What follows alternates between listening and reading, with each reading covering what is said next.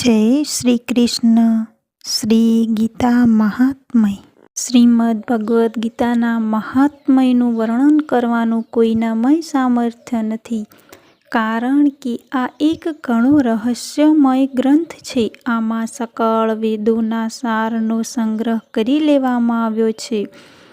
આની સંસ્કૃત ભાષા તો એટલી સુંદર અને સરળ છે કે ઘણો ઓછો અભ્યાસ કરવાથી એ માણસ એને સરળતાથી સમજી શકે છે, પરંતુ એનો આશય એટલો ગંભીર છે કે આ જીવન નિરંતર અભ્યાસ કરતા રહેવા છતાંય એનો વારો નથી આવતો.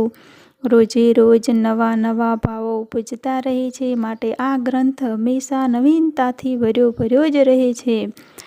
તેમજ એકાગ્રચિત્ત થઈને શ્રદ્ધા ભક્તિ સાથે વિચારવાથી આને પદે પદે પરમ રહસ્ય છુપાયેલું પ્રત્યક્ષપણે જણાઈ આવે છે. ભગવાનના ગુણ, પ્રભાવ અને મર્મનું વર્ણન જેવું ગીતાશાસ્ત્રમાં કરવામાં આવ્યું છે, એવું અન્ય ગ્રંથોમાં મળવું મુશ્કેલ છે, કારણ કે મોટાભાગના ગ્રંથોમાં મોટે ભાગે કંઈ ને કંઈ સાંસારિક વિષય ભળેલો જ રહે છે. ગીતા ભગવાનનો શ્વાસ છે, હૃદય છે અને ભગવાનની વાડમય મૂર્તિ છે, જેના હૃદયમાં, વાણીમાં, શરીરમાં તેમજ સઘળી ઇન્દ્રિયો અને એમની ક્રિયાઓમાં ગીતા ઉતરી ગઈ છે. એ માણસ સાક્ષાત ગીતાની મૂર્તિ જ છે. એના દર્શન, સ્પર્શ, ભાષણ તથા ચિંતન કરવાથી પણ બીજા માણસો પવિત્ર બની જાય છે. પછી એનું આજ્ઞાપાલન કે અનુકરણ કરનારાઓની વાત જ શી! ખરેખર ગીતાજીની તોલે સંસારમાં યજ્ઞ, દાન, તપ, તીર્થ, વ્રત, સંયમ કે ઉપવાસ વગેરે કશું જ નથી.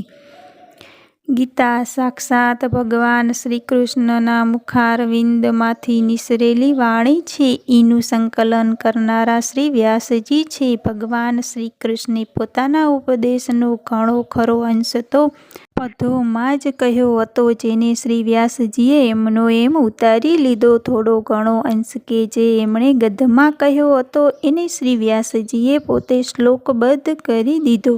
સાથે સાથે અર્જુન, સંજય તથા ધૃતરાષ્ટ્રના વચનોને પોતાની ભાષામાં શ્લોકબદ્ધ કરીને ઢાળી દીધા અને આ 700 શ્લોકના આખાય ગ્રંથને 18 અધ્યાયોમાં વિભાજિત કરીને મહાભારતમાં મૂકી દીધો, જે આજે આપણને આ રૂપમાં મળ્યો છે. ભગવાને શ્રીમદ ભગવદ્ ગીતા રૂપી એક એવું અનુપમ શાસ્ત્ર કહ્યું છે, જેમાં એક પણ શબ્દ સદુપદેશ વિનાનો નથી. શ્રી વેદ વ્યાસજીએ મહાભારતમાં ગીતાજીનું વર્ણન કર્યું છે.